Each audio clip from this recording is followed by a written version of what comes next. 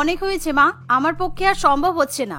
বাড়িতে আমার 10-10টা যা থাকা সত্ত্বেও আমাকে একা হাতে 24 জনের জন্য প্রত্যেক দিন রান্না করতে হয়। আমি আর পারছি না।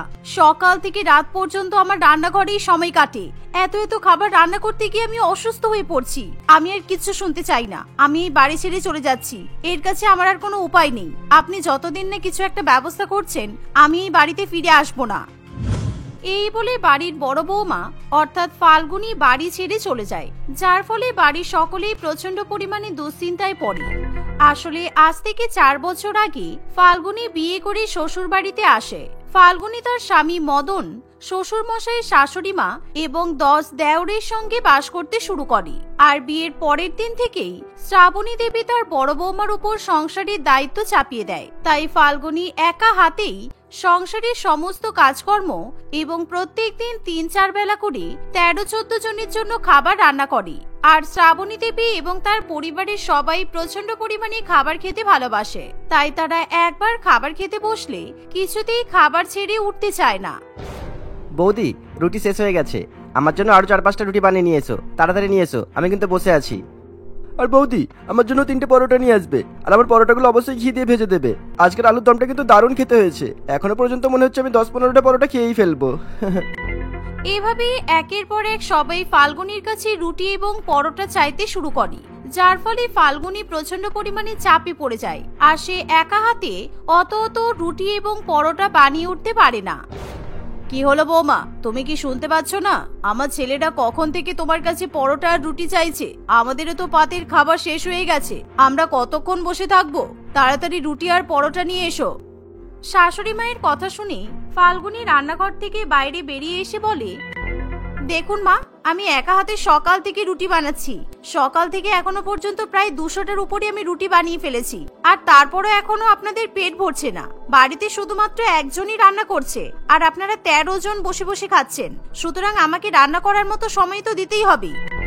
বাবা, আমরা তোমার কাছে শুধুমাত্র কটা রুটি পরোটা চেয়েছি বলে তুমি এমন ভাবে আমাদেরকে খাওয়ার খোটা দেবে? কেন মা, আপনার তো আরো 10টা ছেলে আছে, আপনি ওদের বিয়ে দিন। বিয়ে দিয়ে বাড়িতে আরো বৌমাদেরকে নিয়ে আসুন, তাহলে দেখবেন আমাদের সংসারে সব সমস্যা মিটে যাবে। আমাকে একা হাতে এতজনের জন্য খাবার রান্না করতে হবে না, আর আপনারাও সময় মতো ঠিক খাবার পেয়ে যাবেন। গিন্নি, আমার মনে হচ্ছে বৌমা কিন্তু একদম ঠিকই বলছে। এমনিতেও রাজু, রাজা, রাকেশ, সুরেশ, রাজেশ কিছুদিন আগেই চাকরি পেয়েছে, তাই আমার মনে হয় ওদের বিয়ে দিয়ে এখন বাড়িতে বৌমাদের নিয়ে আসতে হবে। আমাদের বাড়িতে এমনিতেই লোকজনের সংখ্যা অনেক বেশি, তাই আমাদের সবার জন্য রান্না করতে গিয়ে বৌমার উপর খুবই চাপ পড়ছে। এখন যদি তোমার আরো 5টা বৌমা বাড়িতে চলে আসে, দেখবে তাহলে আমাদের আর কোনো সমস্যা হবে না। শ্বশুর মশাইয়ের মুখে এমন কথা শুনে ফাল্গুনী প্রচন্ড পরিমাণে খুশি হয়। তাই শ্রাবণী দেবী এবার রাজু, রাজা, রাকেশ, সুরেশ এবং রাজেশের বিয়ে দেওয়ার জন্য সম্বন্ধ খুঁজতে শুরু করে দেয়। কিছুদিনের মধ্যেই শ্রাবণী দেবী গ্রামের একই বাড়ির 5 মেয়ের সঙ্গে তার ছেলের বিয়ে দেয়। আর বিয়ের পর সঙ্গীতা, রিমিতা, সুস্মিতা, দেবস্মিতা এবং পুষ্পিতা 5 বোন শ্বশুর বাড়িতে চলে আসে। যাক, তোমরা চলে এসেছো, আমি অনেকটা দুশ্চিন্তা মুক্ত হলাম। আসলে আমাদের শ্বশুর বাড়ির সবাই কিন্তু খাবার খেতে খুব ভালোবাসে। আমাকে একা হাতে প্রত্যেক দিন 13-14 জনের জন্য খাবার রান্না করতে হতো। তবে তোমরা এসে গেছো, আমার আর কোনো চিন্তা নেই। আমরা 6 জন মিলে সব কাজের ভাগাভাগি করে নেব। আমরা 6 জন মিলে 3 বেলা করে রান্না করব, তাহলে আর কোনো সমস্যা হবে না। এই বলে ফাল্গুনী তার জায়দেরকে সমস্ত রকম কাজকর্ম বুঝিয়ে দিতে শুরু করে। আশা করছি তোমরা সব বুঝে গেছো। তোমরা এক কাজ করো, তোমরা যেহেতু 5 জন প্রথমবারের মতো রান্না করবে, তাই তোমরা আমাদের জন্য বিরিয়ানি রান্না করো, কেমন? আর আমি ঘরেই আছি, তোমাদের কোনো হেল্প লাগলে আমাকে ডাকবে। এই বলে ফাল্গুনী নিজের ঘরে চলে যায়, আর তার জায়েরা রান্নাঘরে রান্না করতে যায়। কিন্তু দুর্ভাগ্যের বিষয় হলো তারা 5 বোন বিরিয়ানি রান্না করতে পারে না, কারণ তারা যেহেতু গ্রামের মেয়ে, তাই তারা কখনো বিরিয়ানি রান্না করেনি। শহরে শ্বশুর বাড়িতে এসে আমার খুব ভয় করছে রে বোন। আমি তো মুখ ফুটে কোনো কথাও বলতে পারছি না। আমরা তো কখনো বিরিয়ানি রান্নাই করিনি, এবার কি হবে? শহরে শ্বশুর বাড়িতে এসে আমরা তো ফেঁসে গেছি। আরে, বিরিয়ানি রান্না করা তো দূরের কথা, শহরের রান্নাঘরে কত সব নতুন নতুন যন্ত্রপাতি দেখতে পাচ্ছি। এগুলো কিভাবে ব্যবহার করতে হয় আমরা তো সেটাও জানি না। আর সবচেয়ে বড় কথা, এই গ্যাসটা কিভাবে ধরাতে হয় বলতো? আমাদের বাড়িতে তো গ্যাস ছিল না। এক কাজ কর, আগে এই গ্যাসটা ধরানোর চেষ্টা কর। গ্যাস ধরানো হয়ে গেলে তারপর আমি আমাদের বড় জায়ের কাছ থেকে জিজ্ঞাসা করে আসবো যে কিভাবে বিরিয়ানি রান্না করতে হয়। হ্যাঁ তুই ঠিক বলেছিস। আর গ্যাস জ্বালানো তো সহজ ব্যাপার, তবে এখানে কোনো দেশলাই খুঁজে পাচ্ছি না। কেউ একজন দেশলাই খুঁজে নিয়ে আয় আর বাইরে থেকে কাঠকুটো কুড়িয়ে নিয়ে আয়, আমি তোদেরকে গ্যাস জ্বালিয়ে দিচ্ছি। রিমিতে এবং তার 5 বোন গ্রামের মেয়ে হওয়ায় তারা প্রচন্ড পরিমাণে সরল এবং বোকা প্রকৃতির ছিল। তবে যেহেতু তারা দেখতে অত্যন্ত সুন্দরী ছিল, তাই শ্রাবণী দেবী তার ছেলেদের জন্য তাদের 5 বোনকেই পছন্দ করে। তবে তারা শহুরে শ্বশুরবাড়িতে এসে, বিশেষ করে শহুরে মডিউলার কিচেনে যাওয়ার পর সমস্ত কিছু গুলিয়ে ফেলে। তারা কি করবে কোনো রকম হাতা মাথা পায় না। তাই তারা 5 বোন বাইরে থেকে কাঠ কুড়িয়ে নিয়ে এসে দেশলাই দিয়ে গ্যাস ওভেন ধরানোর চেষ্টা করে। এর ফলে রান্নাঘরে তারা ভুলবশত আগুন ধরিয়ে ফেলে। এ বাবা, রান্নাঘরে তো আগুন ধরে গেছে, তাড়াতাড়ি পালা, না হলে আমরা মরে যাব। আগুন লেগেছে, আগুন লেগেছে, আমাদেরকে কেউ বাঁচাও। এই বলে তারা 5 বোন রান্নাঘর থেকে দৌড়ে পালায়। আর বাড়ির সবাই তাড়াতাড়ি করে সেখানে ছুটে আসে আর কোনো রকমে বালতি বালতি জল ঢেলে রান্নাঘরের আগুন নিভিয়ে দেয়। আসলে আমরা না গ্যাস ধরাতে পারি না। আমরা দেশলাই দিয়ে আর বাইরে থেকে কাঠ কুড়িয়ে নিয়ে এসে গ্যাস ধরানোর চেষ্টা করছিলাম, তারপর কিভাবে আগুন লেগে গেল আমরা বুঝতেই পারিনি। আর আমরা আপনাদের ওই রান্নাঘরের কোনো যন্ত্রপাতি ব্যবহার করতেও জানি না। দয়া করে আমাদেরকে আর রান্নাঘরে ঢুকতে বলবেন না, তা না হলে রান্না করতে গিয়ে আমরা মরেই যাব। এভাবে রিমিতে এবং তার 4 বোন ভয়ের চোটে প্রচন্ড পরিমাণে কান্নাকাটি করতে শুরু করে। আর শ্রাবণী দেবী সমস্ত কিছু ছেড়ে তার বড় বৌমার উপরেই রাগ দেখাতে থাকে। ঠিক আছে, তোমরা এভাবে কান্নাকাটি করো না, তবে তোমরা আজকের পর থেকে রান্নাঘরে ঢুকবে না। তোমরা রান্নাঘরে ঢুকলে কোনোদিন আমরা সবাই মিলে একসঙ্গেই মারা যাব। আর বড় বৌমা, তুমি যেরকম আগে রান্না করতে সেরকমই তুমি রান্না করবে। সংসারের বাদবাকি কাজগুলো তুমি এদেরকে দিয়ে করিয়ে নেবে, তবুও তোমার অনেক হেল্প হবে। জানি না কি মরতে এই গ্রামের মেয়েগুলোকে আমি বাড়িতে তুলে নিয়ে এলাম। শাশুড়ি মায়ের কথা শুনে ফাল্গুনি কিছু বলতে পারে না, তাই ফাল্গুনিকে আবার পরের দিন থেকে বাড়ির সবার জন্য রান্নাবান্না করতে হয়। বরং এখন যেহেতু বাড়িতে 5 জন সদস্য বেড়ে যায়, তাই তাকে আগের তুলনায় আরো বেশি পরিমাণে রান্না করতে হয়। আর যেহেতু রিমিত এবং তার বোনেরা গ্রামের মেয়ে, তাই তারা অনেক বেশি বেশি করে ভাত রুটি খেতে পছন্দ করে। এভাবেই বাড়িতে 5টা যা আসার পরও ফাল্গুনির উপর কাজের বোঝা বরং বেড়ে যায়। কারণ রান্নাঘরে আগুন লেগে যাওয়ার পর থেকে রিমিত এবং তার বোনেদের মনে এমনই ভয় ঢুকে যায় যে তারা আর কিছুতেই সেই রান্নাঘরে ঢুকতে চায় না। এরকম ভাবে বেশ কিছু মাস কাটে। আর প্রত্যেকদিন বেশি বেশি করে খাবার রান্না করতে গিয়ে ফাল্গুনি একেবারে নাজেহাল হয়ে ওঠে। মা বাবা, আপনাদের বাকি ছেলেগুলো তো চাকরি পেয়ে গেছে, এবার আপনাদের বাকি 5টা ছেলেরও বিয়ে দিয়ে দিন। তবে হ্যাঁ, এবার কিন্তু গ্রামের মেয়েদেরকে খবরদার বাড়িতে নিয়ে আসবেন না। এবার শহরের মেয়েদের সঙ্গে আপনাদের ছেলের বিয়ে দেবেন, যারা এসে অন্তত রান্না বান্না করে আমাদেরকে খাওয়াতে পারবে। আমি আর কতদিন আপনাদেরকে রান্না করে খাওয়াবো? হ্যাঁ বড় বৌমা, তুমি একদম ঠিকই বলেছো, আমিও সেটাই ভাবছিলাম। আমি এবার শহরের মেয়েদের সঙ্গেই আমার বাকি 5 ছেলের বিয়ে দেব, তাহলে তোমাকে আর একা একা এতজনের জন্য রান্না বান্না করতে হবে না। এই শুনে ফাল্গুনি খুবই খুশি হয়। আর কিছুদিনের মধ্যেই শ্রাবণী দেবী তার বাকি 5 ছেলের সঙ্গে শহরের মেয়েদের বিয়ে দিয়ে শহুরে 5 মেয়েকে বাড়ির বৌমা করে নিয়ে আসে। দেখো, আমি তোমাদেরকে আগেই জিজ্ঞাসা করে নিচ্ছি, তোমরা গ্যাস ওভেন ধরাতে পারো তো? কারণ তোমাদের গ্রামের জায়েরা প্রথম দিন শ্বশুর বাড়িতে এসে যা কাণ্ড ঘটিয়েছিল, ওরা এখনো পর্যন্ত ভয়ে রান্নাঘরে ঢুকতে পারে না। তোমাদের গ্যাস ধরাতে কিংবা রান্না করতে কোনো সমস্যা থাকলে আগেই বলে দাও। না না দিদি, তুমি কি আমাদেরকে বোকা ভেবেছো? আমরা শহরের স্মার্ট মডার্ন মেয়ে, তাই মডিউলার কিচেন ব্যবহার করতে আমাদের কোনো সমস্যা হবে না। তোমরা সবাই বসো, আমরা এক্ষুনি তোমাদের জন্য খাবার রান্না করে নিয়ে আসছি। এই শুনে ফাল্গুনি প্রচন্ড পরিমাণে খুশি হয়। যাক, তোমাদের কথা শুনে আমি ভীষণ শান্তি পেলাম। এতদিন পর্যন্ত একা হাতে আমি 19-20 জনের জন্য রান্না করে এসেছি, তোমরা আমাকে চিন্তামুক্ত করলে। আমি তো ভাবছি 1 মাসের জন্য আমি মায়ের বাড়ি থেকে ঘুরে আসবো, তারপর আবার বাড়িতে এসে ধীরে ধীরে তোমাদের সঙ্গে রান্না করব। যাও, তোমরা এখন তোমাদের পছন্দ মতো খাবার আমাদের জন্য রান্না করে নিয়ে এসো। এই শুনে পিঙ্কি, রিনা, মৌমিতা, রূপালী এবং মনিকা 5 বোন রান্নাঘরে চলে যায়। আর অন্যদিকে পরিবারের সবাই খাবার খাওয়ার জন্য অপেক্ষা করতে শুরু করে। কিন্তু প্রায় 2 ঘন্টা পর নতুন 5 বউ সবার জন্য ম্যাগি এবং পাস্তা বানিয়ে নিয়ে আসে। আর যা দেখে বাড়ির সবাই প্রচন্ড পরিমাণে অবাক হয়। এ কি, তোমরা এসব কি রান্না করেছো? Maggi pasta? আমরা এসব ম্যাগি পাস্তা খাই না। আমি আর আমার ছেলেরা কিন্তু সবাই বেশি বেশি করে খাবার খেতে পছন্দ করি, কারণ আমাদের প্রচন্ড খিদে পায়। আর আমাদের খিদে পেলে ভাত রুটি ছাড়া অন্য কোনো খাবারই খিদে মেটে না। আমাদের জন্য তাড়াতাড়ি ভাত রুটি তরকারি রান্না করে নিয়ে এসো। কিন্তু মা, আমরা তো ভাত রুটি তরকারি রান্না করতে পারি না। আমরা শুধুমাত্র ম্যাগি, চাউমিন, পাস্তা এই 3টে জিনিসই রান্না করতে পারি। তাই শুধুমাত্র আপনাদেরকে এই খাবারগুলোই আমরা রান্না করে খাওয়াতে পারবো। পিঙ্কির মুখে এমন কথা শুনে ফাল্গুনির মাথায় একেবারে আকাশ ভেঙে পড়ে। কারণ ফাল্গুনি খুব ভালো করেই জানি তার শ্বশুরবাড়ির কেউই ম্যাগি, চাউমিন, পাস্তা খেতে পছন্দ করে না। আমি বুঝে উঠতে পারছি না উপরবেলা কিভাবে আমার ভাগ্যটা লিখেছে। আমার 10টা যা, 10 মধ্যে কেউ তোমরা রান্না করতে পারো না? এটা কিভাবে সম্ভব? তোমরা কি বাপের বাড়ি থেকে কিছু শিখে আসোনি? দেখো দিদি, তুমি যদি আমাদেরকে বেশি বড় বড় কথা শোনাও তাহলে কিন্তু আমরা এখনই এই বাড়ি ছেড়ে চলে যাব। আর তোমরা কিন্তু আমাদেরকে বোকা ভাববে না। আমরা পুলিশের কাছে গিয়ে তোমাদের নামে কমপ্লেন করব আর বলবো যে তোমরা আমাদের উপর অত্যাচার করে বাড়ি থেকে তাড়িয়ে দিয়েছো। হ্যাঁ। এই শুনে শ্রাবণী দেবী প্রচন্ড পরিমাণে ভয় পেয়ে যায়। এই না না, তোমরা এসব কিছু করতে যেও না, তা না হলে আমাদের পরিবারের মান সম্মান সব শেষ হয়ে যাবে। বড় বৌমা, তুমি তো এই বাড়ির বড় বউ, তাই তোমাকেই কিন্তু সব দায়িত্ব নিতে হবে। তুমি আগে যেরকম একা একা রান্না করতে, সেরকমই তুমি সবার জন্য খাবার রান্না করবে। আর ধীরে ধীরে তোমার জায়েদেরকে রান্না বান্না শেখানোর চেষ্টা করবে। দেখবে ওরা সব শিখে যাবে।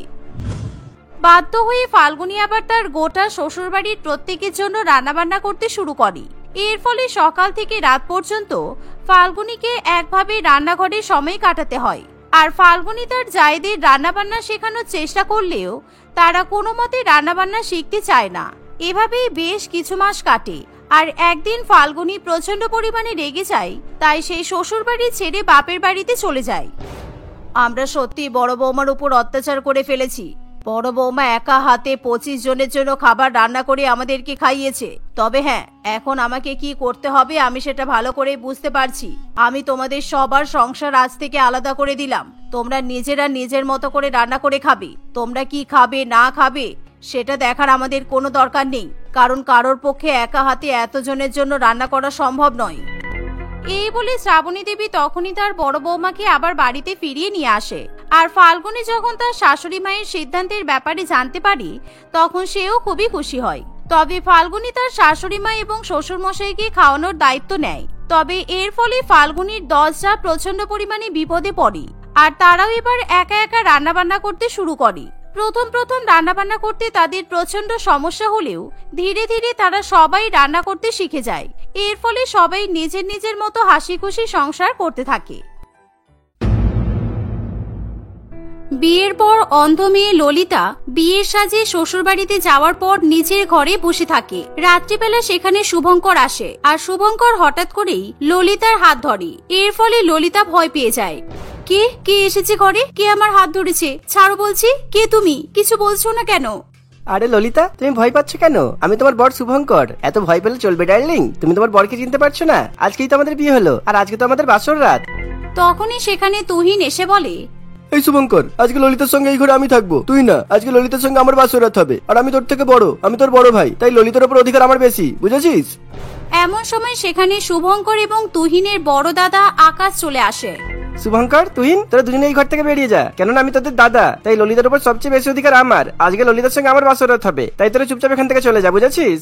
শুভঙ্কর, তুহিন এবং আকাশের কথা শুনে ললিতা প্রচন্ড পরিমাণে ভয় পেয়ে যায়। আসলে আজকে ললিতার সঙ্গে শুভঙ্কর, তুহিন এবং আকাশ 3 ভাইয়ের বিয়ে হয়েছে। এরকম অবাস্তব কাণ্ড ললিতার জীবনে কেন এবং কিভাবে ঘটেছে তার পেছনে অনেক বড় কারণ ছিল। আসলে অন্ধ ললিতা বাধ্য হয়ে একসঙ্গে 3 ভাইকে বিয়ে করেছে। ললিতা জন্ম থেকে অন্ধ ছিল আর অনেক ছোটবেলাতেই সে তার মাকে হারায়। তারপর থেকে ললিতা তার বাবা হরিলাল বাবুর কাছে মানুষ হয়। হরিলাল বাবু তার অন্ধ মেয়ে ললিতাকে নিয়ে রাজচন্দ্রপুর গ্রামে বাস করত। হরিলাল বাবু ছিল সেই গ্রামের জমিদার। বিঘা বিঘা জমি এবং লক্ষ লক্ষ টাকার সম্পত্তি থাকার পরও হরিলাল বাবু জীবনে দুঃখে শেষ ছিল না। আর সেটার প্রধান কারণ ছিল তার অন্ধ মেয়ে ললিতা। এই নিন দাদা সাহেব আপনার চা। দাদা সাহেব, আপনার জন্য আমি চা এনেছি, এই নিন। ও হ্যাঁ হ্যাঁ, দাও। আসলে আমি একটু অন্যমনস্ক হয়ে পড়েছিলাম। তুমি তো জানো শান্তি, সবসময় আমার অন্ধ মেয়েটাকে নিয়ে আমি ভীষণ চিন্তা করি। আমার মেয়েটার যে কিভাবে বিয়ে দেবো তাই নিয়ে খুবই চিন্তা হয়। এরকম অন্ধ মেয়েকে কে বা বিয়ে করবে বলো তো? দাদা বাবু, আপনার তো অনেক টাকা পয়সা আছে, আপনি তো চাইলেই আপনার মেয়ের চোখের অপারেশন করাতে পারেন। কেউ যদি আপনার মেয়েকে চক্ষু দান করে আর তার বদলে আপনি যদি তাকে অনেক অনেক টাকা দেন, তাহলেই তো আপনার মেয়ে চোখের দৃষ্টি ফিরে পাবে। তখন তো আপনার মেয়ের বিয়ে দিতে আপনার কোনো অসুবিধা হবে না। হ্যাঁ শান্তি, আমি তো খুব ভালো করেই জানি সেটা, কিন্তু তুমি কি মনে করেছো আমি কি চেষ্টা করিনি? আমার মেয়েকে চোখ দান করবে এরকম কাউকে আমি আজ পর্যন্ত খুঁজেই তো পেলাম না। এখনো পর্যন্ত সেই চেষ্টাতেই তো আমি আছি, আর এই আশা নিয়েই তো বেঁচে আছি। একদিন কেউ না কেউ একজন তো আমার মেয়েকে চোখ দান করবেই, আর আমি তারপর আমার মেয়ের বিয়ে দেবো। আর এই কাজটা না করা পর্যন্ত আমি তো শান্তিতে মরতেও পারবো না। এমন সময় ললিতা তার বাবার কথা শুনে নিজের ঘর থেকে বাইরে বেরিয়ে আসে। আর সে যেহেতু চোখে কিছু দেখতে পায় না, তাই হাতড়ে হাতড়ে তার বাবার কাছে এগিয়ে আসার চেষ্টা করে। বাবা, বাবা, তুমি বাড়ি এসে গেছো? বাবার কাছে যেতে গিয়ে ললিতা হঠাৎ করে ডাইনিং টেবিলে গিয়ে ধাক্কা খায়, আর তখনই ধপাস করে সে নিচে পড়ে যায়। তখনই তাড়াতাড়ি করে হরিলাল বাবু এবং শান্তি দেবী দুজনেই ললিতার কাছে ছুটে আসে আর তাকে তুলে সোফার উপর বসায়। শান্তি দেবী ছিল ললিতাদের বাড়ির কাজের বউ। বহু বছর ধরে শান্তি দেবী ললিতাদের বাড়িতেই কাজ করে আসছে। বাড়ির সমস্ত কাজকর্ম করা এবং রান্নাবান্না করা, সেই সাথে ললিতার দেখাশোনা করা শান্তি দেবী একা হাতেই করে থাকে। আর তার বদলে হরিলাল বাবু তাকে মোটা টাকা দেয়। ললিতা, আমি তোমাকে কতবার বলেছি তুমি একা একা কোথাও যাওয়ার চেষ্টা করবে না। দেখলে তো, এখন যদি তোমার চোট লেগে যেত তাহলে কি হতো বলো তো? তুমি তোমার শান্তি মাসিকে ডাকবে তো? মা ললিতা, তোমার কোথাও লাগেনি তো? তুমি আমাকে ডাকবে তো? আমি তো সবসময় তোমার কাছে থাকি, সবসময় তোমার খেয়াল রাখি। এরকম একা একা আর কোথাও যাওয়ার চেষ্টা করবে না, কেমন? তুমি বসো, আমি তোমার জন্য কিছু খাবার রান্না করে নিয়ে আসছি। তুমি বাবার কাছে বসে গল্প করো, কেমন? এই বলে শান্তি দেবী রান্নাঘরে চলে যায়। আর তার মাথার মধ্যে তখনও হরিলাল বাবুর কথাগুলো ঘুরতে থাকে। আসলে শান্তি দেবী প্রচন্ড পরিমাণে লোভী এবং নিষ্ঠুর মহিলা ছিল। সে প্রচন্ড টাকা লোভী ছিল, আর টাকার লোভে পড়েই সে এতদিন পর্যন্ত জমিদার বাড়িতে কাজ করে এসেছে। আমি যদি এই অন্ধ ললিতার সঙ্গে আমার কোনো এক ছেলের বিয়ে দিতে পারি, তাহলে তো দাদাবাবুর সমস্ত সম্পত্তি আমাদের হয়ে যাবে। কিন্তু তার আগে দাদাবাবুকে আমার রাস্তা থেকে সরাতে হবে, কারণ দাদাবাবু বেঁচে থাকলে আমি কিছুই করতে পারবো না। আর ওই বোকা ললিতাকে মুরগি বানানো তো কোনো ব্যাপারই নয়। এভাবে শান্তি দেবী তার ছেলের সঙ্গে ললিতার বিয়ে দেওয়ার জন্য নানান রকম ফোন দিয়ে আটতে শুরু করে। এরই মধ্যে শান্তি দেবী এক বড়সড় ষড়যন্ত্র করে ফেলে। একদিন সে ইচ্ছা করে সিঁড়িতে তেল ফেলে রেখে দেয়। আর হরিলাল বাবু যখন সিঁড়ি বেয়ে নিচে নামতে যায়, তখনই পা স্লিপ করে সে উপর থেকে গড়িয়ে গড়িয়ে একেবারে নিচে গিয়ে পড়ে। এর ফলে তার মাথায় প্রচন্ড পরিমাণে আঘাত লাগে, আর সে রক্তাক্ত অবস্থাতে ছটফট করতে থাকে। তার চিৎকার চেঁচামেচির আওয়াজ শুনে শান্তি দেবী এবং ললিতা দুজনেই সেখানে ছুটে আসে। একই সর্বনাশ হয়ে গেল, হে উপরওয়ালা, তুমি রক্ষা করো, রক্ষা করো তুমি। দাদা বাবু, ও দাদা বাবু, আপনি ঠিক আছেন তো? দাদা বাবু, আপনি কথা বলছেন না কেন? ললিতা, তাড়াতাড়ি আয় রে মা, এদিকে আয়, সর্বনাশ হয়ে গেছে, সর্বনাশ। বাবা, বাবা, তোমার কি হয়েছে? শান্তি মাসি, বাবার কি হয়েছে? বাবা কিছু বলছেন না কেন? তোর বাবা সিঁড়ি থেকে পা স্লিপ করে পড়ে গেছে রে মা, মাথায় আঘাত পেয়েছে, প্রচুর রক্তপাত হচ্ছে। এখনই তোর বাবাকে হসপিটালে নিয়ে যেতে হবে। মাসি, ও মাসি, তুমি দয়া করে আমার বাবাকে বাঁচিয়ে নাও। তুমি তাড়াতাড়ি অ্যাম্বুলেন্সে ফোন করো। তোমার কাছে তো ফোনও নেই, তুমি বাবার ফোন থেকে ফোন করো। মাসি, তুমি কিছু বলছো না কেন? আর কোনো লাভ নেই রে মা, তোর বাবা আর বেঁচে নেই। আমাদেরকে ছেড়ে এই পৃথিবী ছেড়ে তোর বাবা সারা জীবনের মতো চলে গেছে। তোর বাবা আর কখনো ফিরে আসবে না। শান্তি দেবীর মুখে এমন কথা শুনে ললিতা অঝরে কান্নাকাটি করতে থাকে। সে নিজের কানেও বিশ্বাস করতে পারে না তার বাবা এত তাড়াতাড়ি তাকে ছেড়ে চলে যাবে। আর এই পৃথিবীতে একমাত্র বাবাকে ছাড়া ললিতার আর কেউ নেই। তাই ললিতা প্রচন্ড পরিমাণে অসহায় হয়ে পড়ে, আর সে ভবিষ্যতের আশঙ্কা প্রকাশ করতে থাকে, আর সেই সাথে কান্নাকাটি করতে থাকে। এই দেখে শান্তি মাসি আরো কান্নাকাটি করার অভিনয় করে। হায় রে হায়, এই মেয়েটার এবার কি হবে? এরকম একটা অন্ধ মেয়েকে ফেলে রেখে আপনি কেন চলে গেলেন দাদা বাবু? এবার আপনার এই অন্ধ মেয়েটার কি হবে? একে কে দেখবে? তুই চিন্তা করিস না মা, আমি সবসময় তোর পাশে আছি। তুই নিজেকে একদম একা মনে করবি না, কেমন? আমি আছি তো।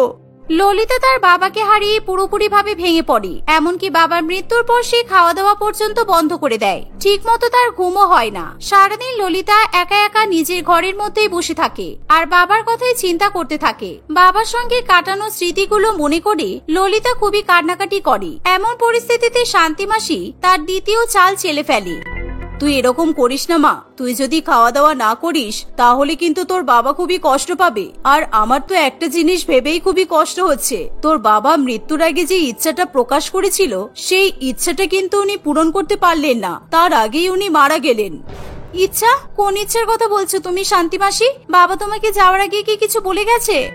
হ্যাঁ রে মা, তোর বাবা তো সবসময় তোর মতো অন্ধ মেয়ের বিয়ে নিয়ে প্রচন্ড চিন্তা করত। তাই তোর বাবা আমার বড় ছেলের সঙ্গে তোর বিয়ে দেওয়ার কথা বলেছিল। আর আমিও দাদা বাবুর মুখের উপর না করতে পারিনি। আমিও দাদা বাবুকে বলেছিলাম আমার ছেলের সঙ্গে তোর বিয়ে দেব। দাদা বাবু শুনে খুব খুশি হয়েছিল, বলেছিল এই বিষয়ে তোর সঙ্গে একদিন কথা বলবে। কিন্তু সেই সুযোগ তোর বাবা আর পেল না। তোর বাবার ইচ্ছা পুরোপুরি অপূর্ণই থেকে গেল। আমি বাবার ইচ্ছা পূরণ করব মাসি। আমার বাবা যদি বেঁচে থাকতেই একবার আমাকে বলতো, তাহলে আমি তখনই বাবার ইচ্ছাটা পূরণ করে দিতাম। তুমি তোমার ছেলের সঙ্গে আমার বিয়ের ব্যবস্থা করো, আমি এই বিয়েতে রাজি আছি। কিন্তু মাসি, আমার মতো অন্ধ মেয়েকে তোমার ছেলে বিয়ে করতে রাজি হবে তো? আমারও এই ব্যাপারটা নিয়ে খুবই ভয় করছে, কিন্তু দাদাবাবুর শেষ ইচ্ছা পূরণ করার জন্য আমি আমার ছেলেকে অবশ্যই রাজি করাবো। যাই হয়ে যাক না কেন, দাদাবাবুর অপূর্ণ ইচ্ছা আমি পূরণ করেই ছাড়বো। এভাবেই শান্তিমাসি ললিতার সঙ্গে শুধুমাত্র ছলনা করতে থাকে। সেদিনই সে নিজের বাড়িতে যায় আর তার 3 ছেলের সঙ্গে ললিতার ব্যাপারে আলোচনা করে। আকাশ, তুই শুধু একবার ওই অন্ধ মেয়েকে বিয়ে কর, তারপর দেখবি রাতারাতি আমরা গরিব থেকে বড়লোক হয়ে যাব। ওই জমিদার বাবুর সমস্ত সম্পত্তি আমাদের হয়ে যাবে। তারপর আমরা সারা জীবন বসে বসে খেতে পারবো। আকাশ, ললিতাকে বিয়ে করলে তুই সব সম্পত্তির মালিক হবি। হ্যাঁ মা, আমার কোনো অসুবিধা নেই। টাকার জন্য আমি সবকিছুই করতে পারি। তুমি তাড়াতাড়ি ওই অন্ধ মেয়ের সঙ্গে আমার বিয়ে দিয়ে দাও।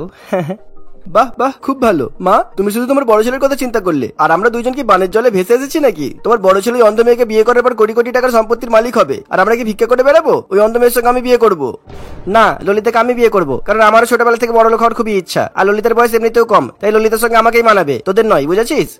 না না, ললিতাকে আমি বিয়ে করব, কারণ আমারও ছোটবেলা থেকে বড় লোক হওয়ার খুবই ইচ্ছা ছিল, তাই ললিতার সঙ্গে আমাকেই মানাবে, বুঝেছিস? এভাবে অন্ধ মেয়ে ললিতাকে বিয়ে করার জন্য 3 ভাই নিজেদের মধ্যে প্রচন্ড পরিমাণে ঝগড়া ঝামেলা করতে থাকে। আর সেই সমস্যার সমাধান করার জন্য শান্তি দেবীর মাথায় এক অদ্ভুত বুদ্ধি চলে আসে। ঠিক আছে, তোরা নিজেদের মধ্যে ঝগড়া করিস না। আমি তোদের 3 জনের সঙ্গে ললিতার বিয়ে দেব, তাহলে তোরা জমিদার বাবুর সমস্ত সম্পত্তি 3 ভাগে ভাগাভাগি করে নিতে পারবি। এবার তোরা খুশি তো? কিন্তু ললিতাকে এবার ভালো মতো আমার জালে ফাঁসাতে হবে।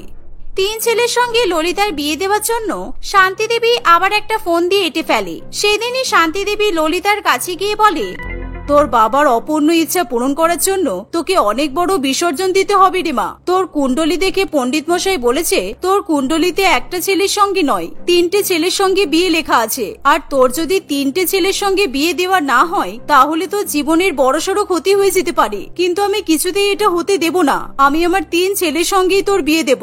এভাবেই তুই তোর বাবার ইচ্ছা পূরণ করতে পারবি। ললিতা তখন মানসিকভাবে একেবারে ভেঙে পড়েছিল, তাই শান্তি দেবীর সমস্ত কথাই সে চোখ বুজে বিশ্বাস করে। আর শান্তি মাসে 3 ছেলেকে বিয়ে করার জন্য সে রাজি হয়ে যায়। কিন্তু বিয়ের পর ললিতা যখন শ্বশুর বাড়িতে যায়, তখন সে শান্তি মাসি এবং তার 3 ছেলের কথোপকথন শুনতে পায়। আমি যা যা প্ল্যান করেছিলাম, সব প্ল্যান একেবারে সাকসেসফুল হয়েছে। ওই অন্ধ মেয়েটা ভালো মতোই আমাদের জালে ফেসে গেছে। বাড়িতে ওই অন্ধ মেয়ে আসতে না আসতেই আমরা বড়লোক হয়ে গেছি।